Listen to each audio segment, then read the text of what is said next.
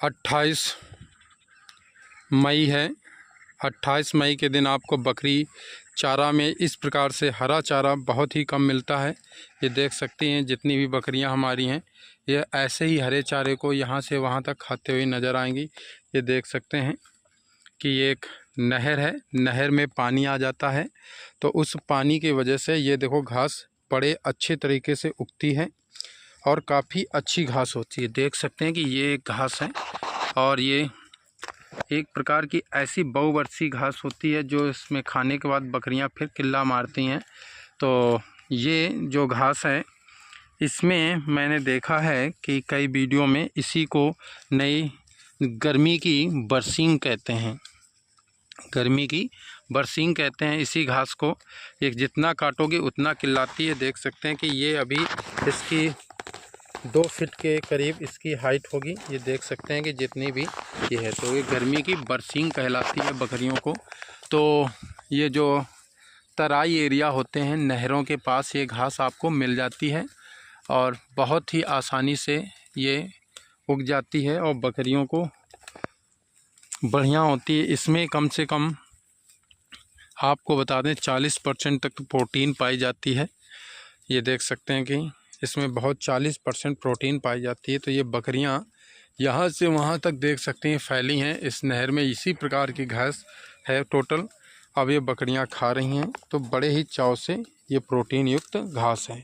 तो बकरियां grazing area में रहती हैं तो ऐसी नाना प्रकार की घासें उन्हें मिलती रहती हैं। तो ये ध्यान रखें ग्रेजिंग में जब रखें, जब भी सावधानी यही रखने की ज़रूरत है कि जब भी बकरी को ग्रेजिंग एरिया में ले जाएं तो उनको पर्याप्त मात्रा में चारा होना चाहिए। सबसे बड़ी बात ये होना चाहिए, क्योंकि अगर बकरी वहाँ गई भूखी रही तो दिक्कत होती है। इसलिए जब भी आप बकरी पालन कर रहे हैं तो वहाँ पर चराई का साधन अच्छी क्वालिटी का होना चाहिए अगर ग्रेजिंग एरिया में रखते हैं। हमारी बकरियाँ अप्रैल से लेके जुलाई तक ये 4-5 महीने ग्रेजिंग में रहती हैं।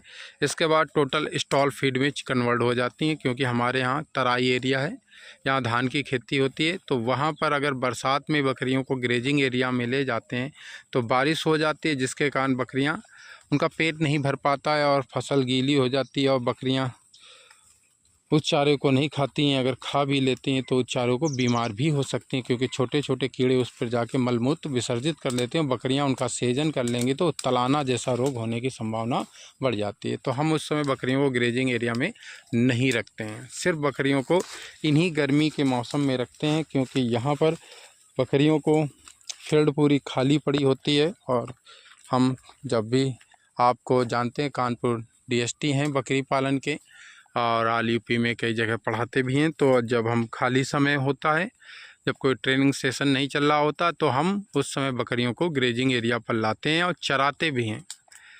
और साथ में कोई बकरियों को अगर सही से हैंडल किया जाए तो कोई दिक्कत नहीं होती है। जब बकरियों को सही से हैंडल नहीं किया जाता तो ये बकरियाँ इधर उधर भागती हैं। आप देख सकते हैं कि बकरियाँ ना भागने का कारण यही हो सकता है कि उन्हें जो चारा खिलाया जा रहा है वो पसंदीदा चारा है। तो बिल्कुल पसंदीदा, देखो बकरियां उसे बड़े ही खाती हैं। उनके ऊपर ऊपर के जितने भी कोप हैं देख सकते हैं कि अगली बार आई थी तो इस कोप को खा गई थी। ये देखिए, ये देखिए, इसके बाद ये किल्ला मार जाती है तो इसी प्रकार ये फिर उगाती है। तो ये गर्मी की बरसीम के रूप में जानी जाती है और बाज़ारों में खूब बिकती है ये। तो आप इसमें ध्यानपूर्वक रखें, ऐसी जगहों पर बकरियों को खिलाएँ तो बकरियों की सेहत भी अच्छी बनी रहती है।